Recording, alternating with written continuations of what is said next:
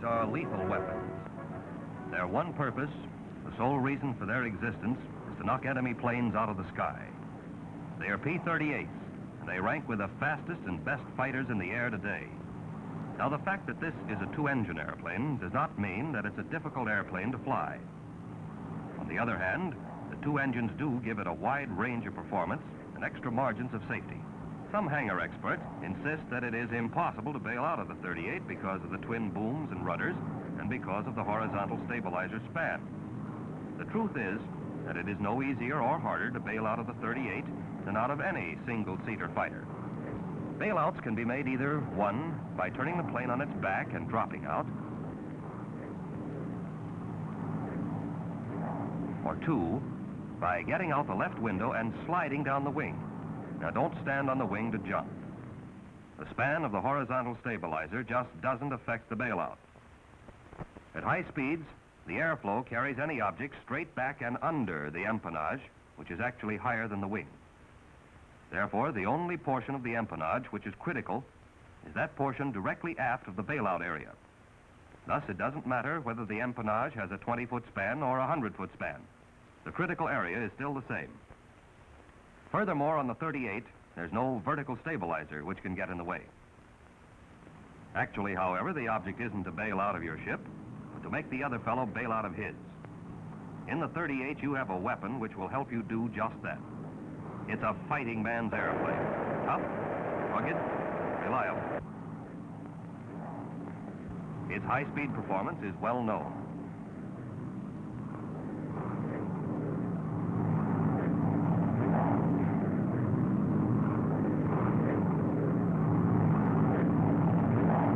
But its control at low speeds is equally spectacular from the point of view of performance.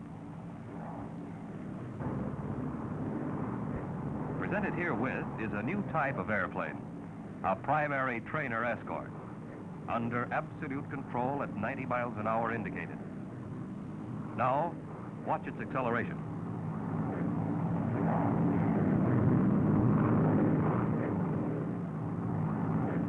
Most important of all, maximum performance makes it possible for a 38 pilot to dictate when and at what altitude he shall combat. But to achieve that maximum performance, it is first necessary to understand normal and emergency operations. What we're about to see won't give us any laughs or thrills, but in the thick of battle when the going is tough, might mean the difference between victory or defeat, life or death. Among other things, we'll see what to do for normal routine precautions.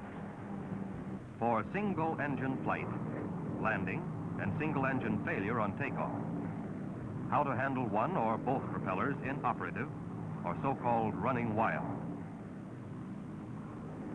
We will check on use of landing gear and flap emergency extension systems. All of these will be seen for the purpose of achieving the true objective of the airplane, maximum performance in combat. And the men best qualified to demonstrate these operations are the men who know the 38 best. Men who have flown them the most, production pilots. Charlie Brannan, Tom Kennedy, Jimmy Mattern, Avery Black. The pilot who's flown more 38s than any other man is going to take it up from here. He's the chief engineering test pilot, Milo Burcham. We're not going to try to teach you how to fly. You've all had good training in other ships. We're simply going to show you how we handle a 38, hoping to increase your knowledge and skill, and in that way, add to the effectiveness of the ship and to your own safety. There are certain routine precautions which apply to every condition on every flight. So let's take a look at those right off the bat. Before takeoff, the hatch must always be securely latched.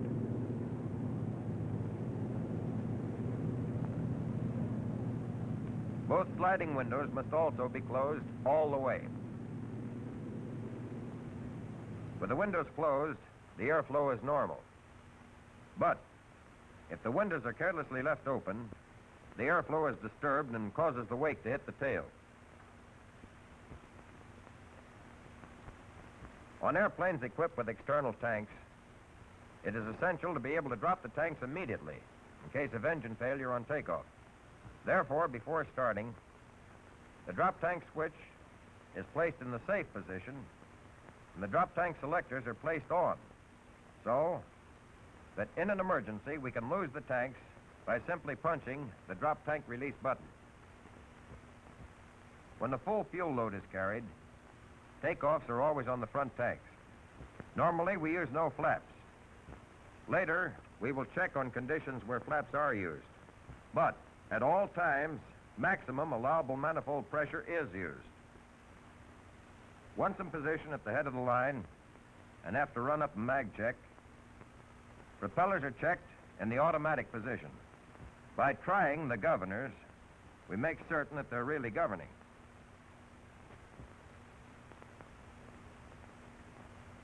Booster pumps are switched on in order to ensure adequate fuel pressure in the event of engine fuel pump failure. Brakes are held while both throttles are advanced to get the maximum allowable manifold pressure. In this case, 40 inches. The object is to get those turbos turning so as to obtain takeoff power at the start of the takeoff run. Furthermore, by holding the brakes as long as possible, we allow the propellers to reach the governing limit of 3,000 RPM at the start of the run. In that way, if they're going to run wild, they'll do it while there's still time to stop the ship. Now, without flaps and using 40 inches of manifold pressure, the 38 starts the takeoff run. Because of the tricycle gear, however, there is no tendency on the part of the airplane to fly itself. Therefore, at about 70 miles an hour, we start to ease back on the stick. At 90 to 100 indicated, after a run of 15 to 1,800 feet, we pull back to break ground. At this point, in spite of the lack of a feeling of lightness, the airplane responds immediately and easily. Gear is upped as soon as the ship is committed to flight.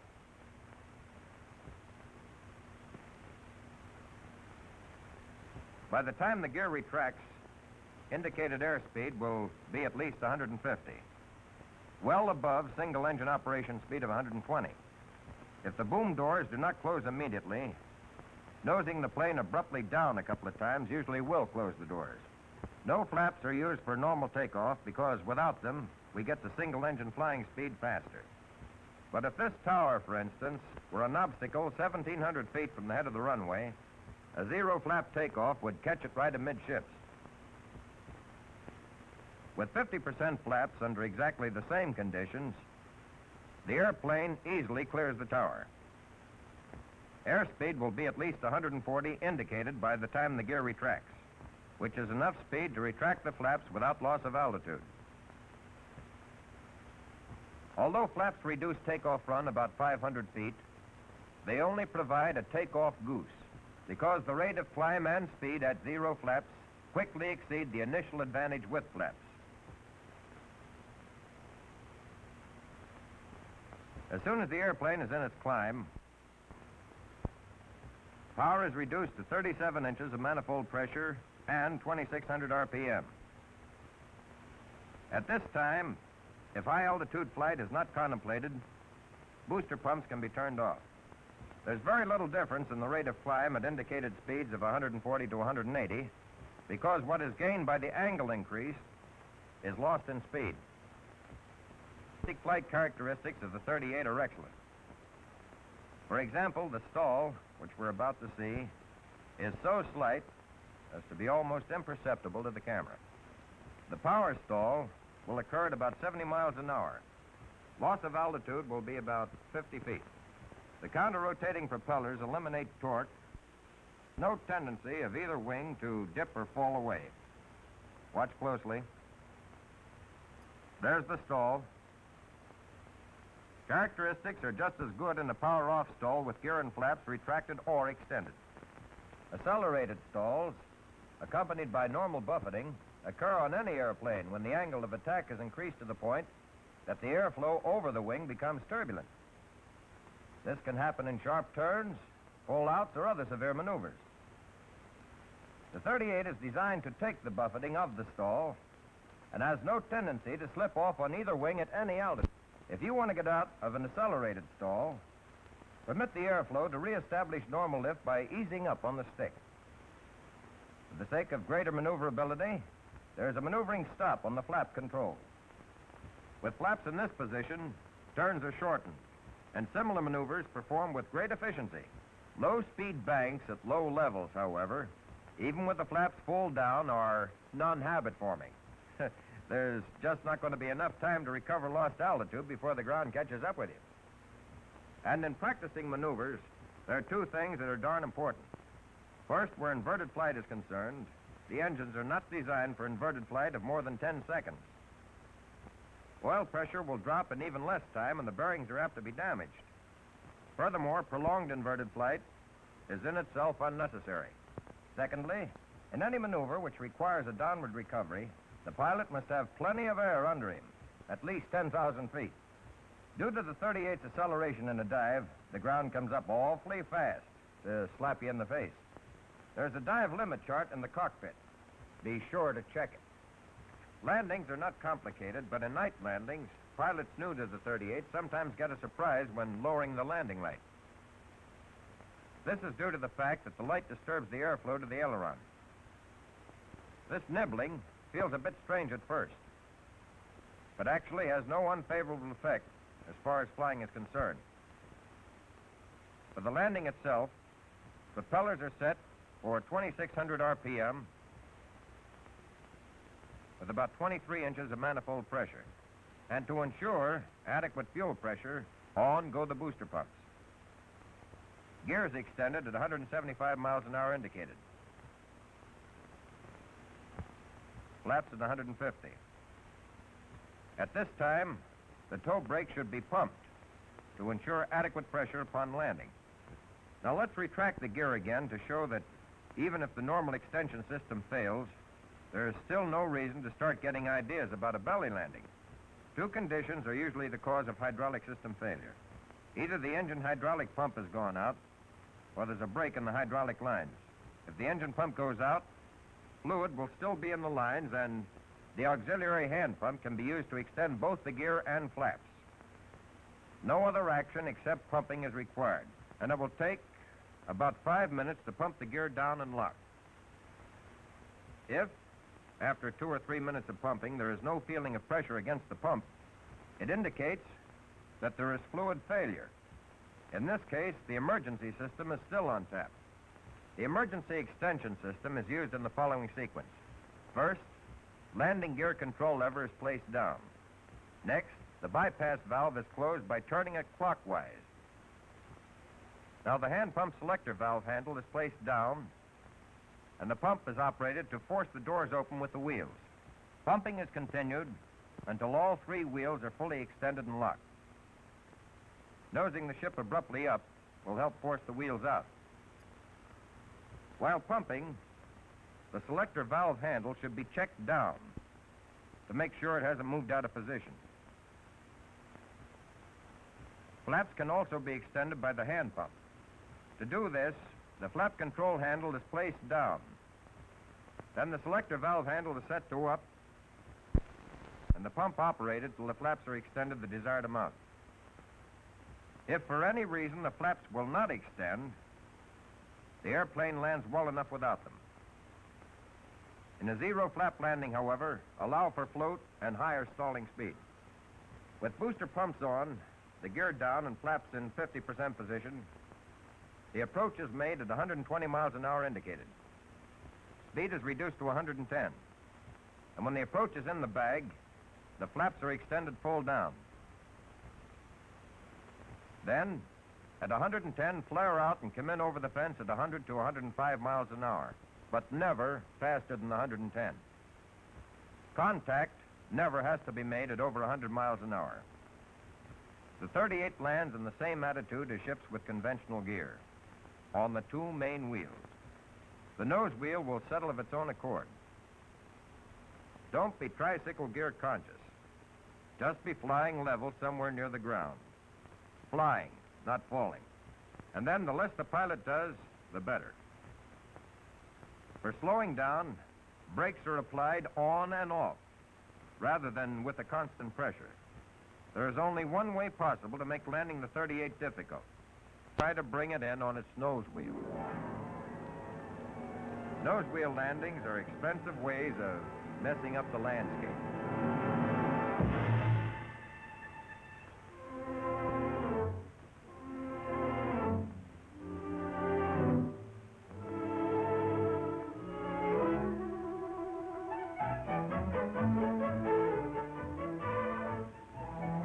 And sometime or other, everybody feels a little sorry for pilots just starting to fly single-seat fighters.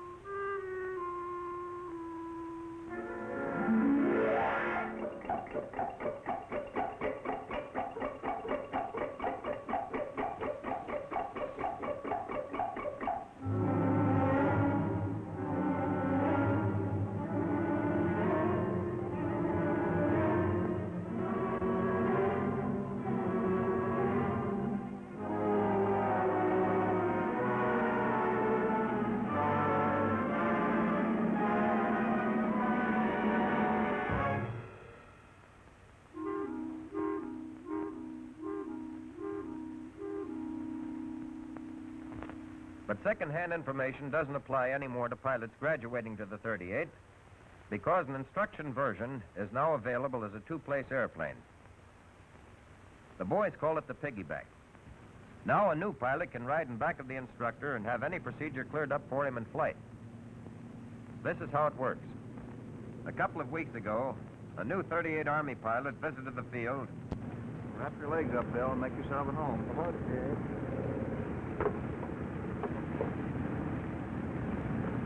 This being a passenger is a good deal.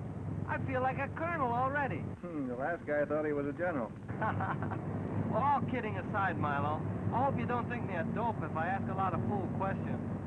You know a better way of finding something out? Well, no, but... Well, then ask away. Okay. Well, I did have a couple of question marks about the propellers running wild.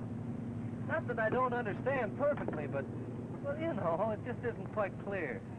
Well, there's nothing serious about propellers running wild. No? It usually simply means that they're caught in full high RPM. And as a result, the engines are overspeeding. This can happen due to a shortened electrical system or the switches being left in manual instead of automatic. Or maybe the circuit breaker switches are out at the start. But no matter what causes propeller over-revving, retarding the throttles will bring them under control and still leave enough power to at least circle the field and land. Propellers will run wild if, through carelessness, the propeller switches are left in manual instead of being checked in automatic. In this case, RPMs will be reduced by simply throwing the switches where they belong, in automatic. On late versions of the 38, warning lights go on when there's a short in the circuit. If a short occurs, the circuit breakers overheat and jump up. When they do, push the circuit breakers down. They'll have to be held down for about 15 seconds. Otherwise, the heat will just make them jump right back. I gotcha. If we don't let them cool off, it'll pop right back up again. Can we simulate this in flight? When we get in the air, you'll see that holding the circuit breakers down for 15 seconds has disadvantages.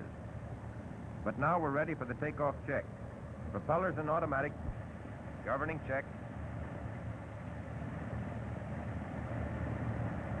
Booster pumps on, toe brakes held, throttles advanced to get maximum allowable manifold pressure.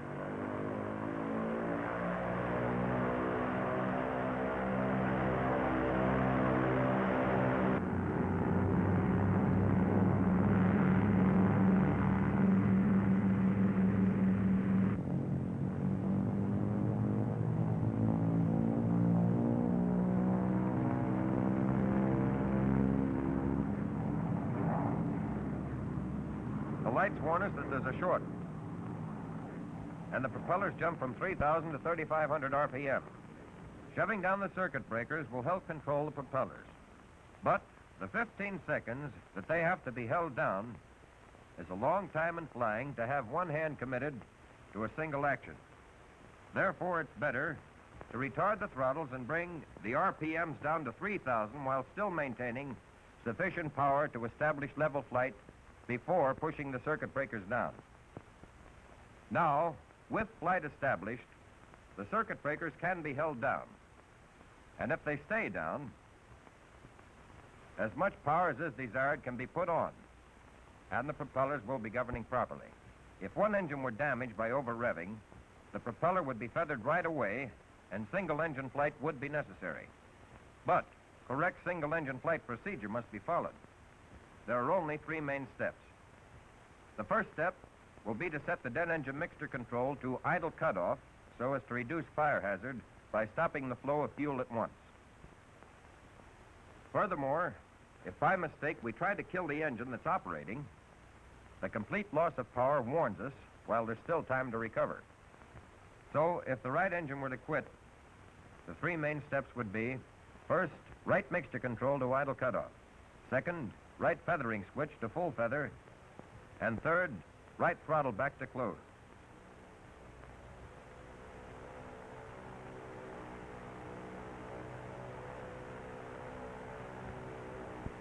That's all there is to getting set for single-engine flight.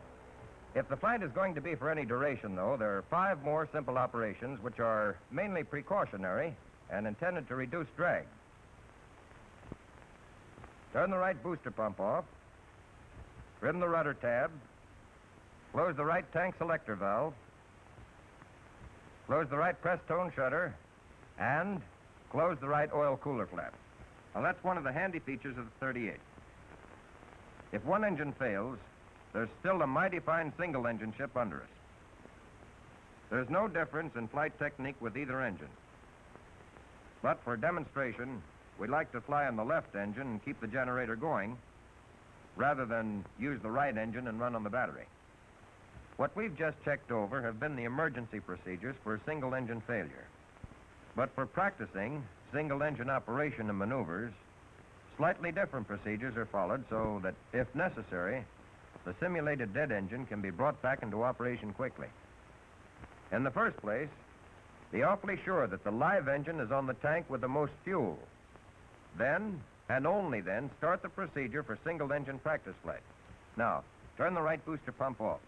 Then, by retarding the right throttle, single-engine failure and the resultant yaw will be simulated.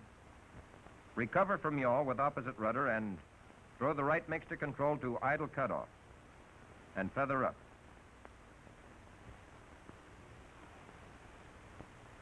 After the engine is stopped, trim the rudder tab and fare the right press tone shutter and right oil cooler flap. After the engine is stopped and the ship is trimmed, the control should be set in position for immediate unfeathering just in case something should happen to the engine we're flying on, and we have to use the engine being simulated as dead. So, as soon as the propeller is feathered, set the feathering switch in the normal position. Then, raise the guard on the manual propeller switch to the dead engine and set it to the fixed position, and move the governor control to low RPM.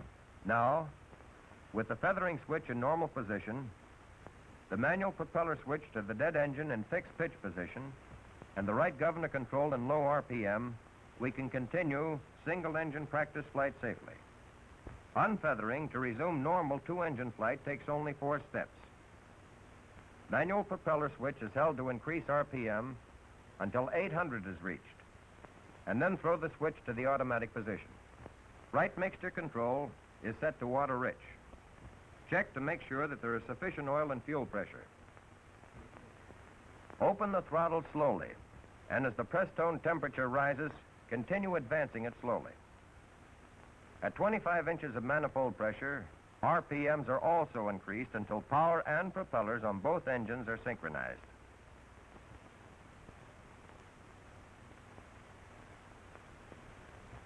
In unfeathering, we have to advance the throttle slowly because the dead engine is cooled off, and sudden application of power would be apt to result in serious backfiring.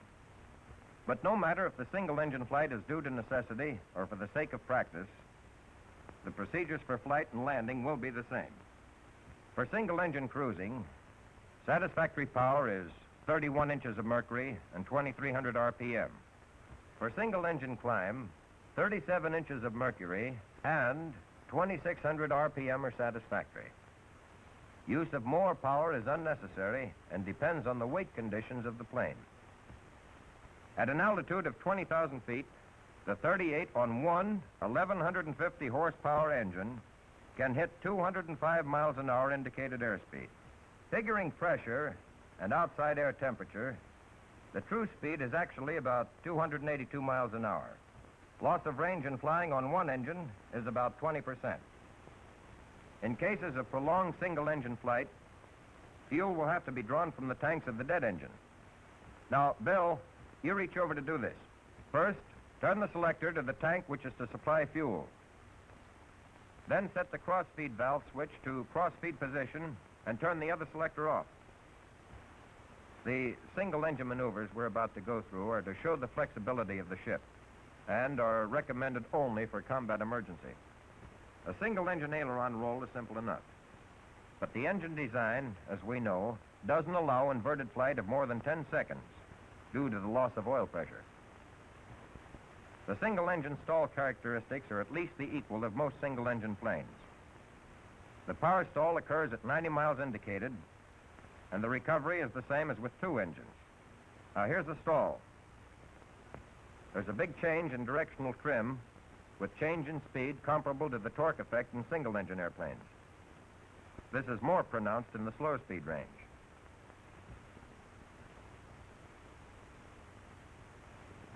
At high speed, the trim approaches the normal for twin-engine operation.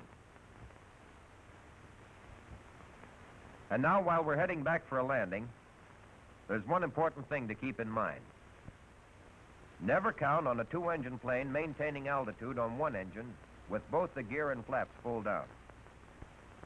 The landing approach is made at 2,600 RPM with 20 inches of manifold pressure. At about 160, gear is let down. Cab control will be set at 0 because there's very little torque with low power. At 135 miles an hour, flaps are extended 50%. Power and speed are decreased in the approach pattern, but 120 is maintained throughout the approach. Once full flaps are extended, the landing must be made. There is no choice in the matter. So only extend flaps 100% when you see it's in the bag.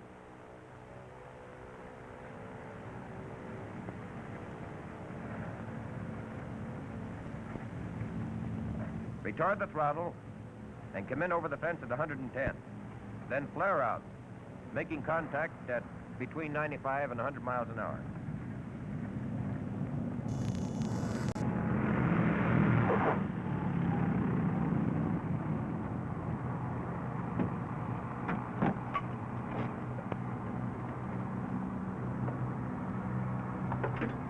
Boy, if I'd known how easy that baby flies on one engine, I'd never have bothered. Well, it's not easy and it's not hard. It's just know how to practice.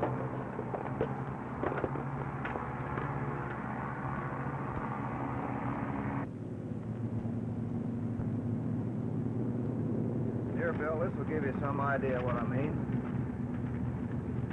Too flat an approach on single engine is definitely bad. It's apt to result in undershooting the field. The high approach can be made by diving down and leveling off short of the field. But the recommended approach has been found to be the easiest as well as the safest. It's okay to use some power until you actually contact the ground. Uh-huh. Hey, one engine's quit. You still got another engine.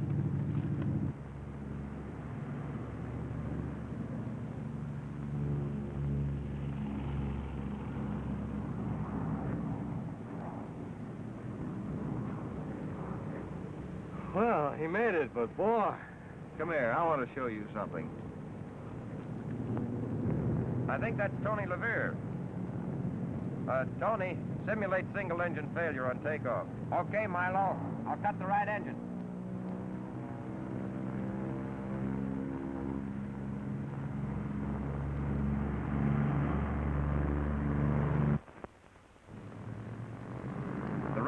quit at 120. Power is reduced and hard left rudder to check yaw. Power increase. Drop tank release button punch to drop the tank. Right mixture control off. Full feather right propeller. Right throttle off. The other procedures are carried out while level flight is maintained until 140 miles an hour. And now he climbs to a safe altitude.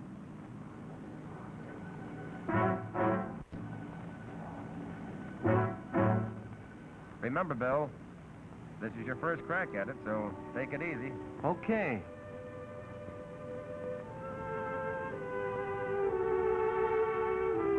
Side windows closed, hatch secure. Straighten nose wheel. Nose wheel straight. Drop tank switch at safe. Selectors on.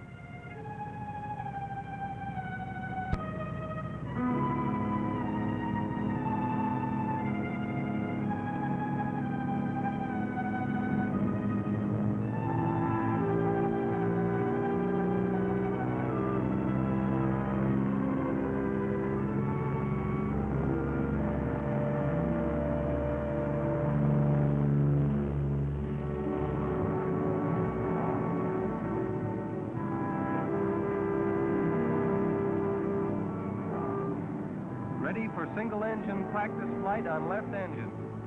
Make sure that you be on the tank with the most fuel. Switching from front to rear main. Right booster pump off and set to cut throttle. Go to it. Right throttle off, hard left rudder to check yaw. Mixture control to idle cutoff. Right propeller feathered up.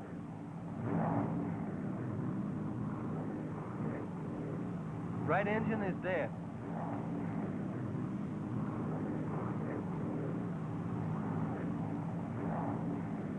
Trimming rudder tab. Closing right press-stone shutter and right oil cooler flap. How's about setting the controls for unfeathering? Uh-oh. Feathering switch in normal position. Manual propeller switch in fixed position. Right governor control in low RPM. All set and smooth as silk. Nice going. Now circle for landing.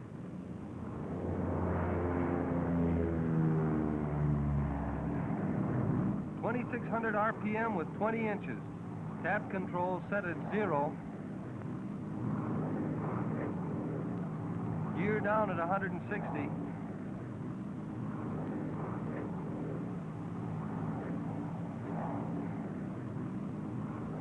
.50% flaps.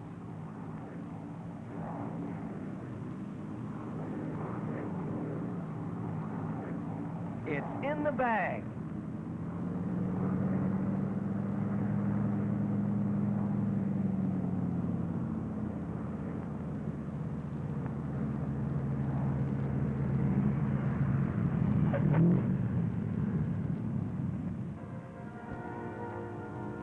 The 38 as a weapon does not have to take a back seat to any plane in the world.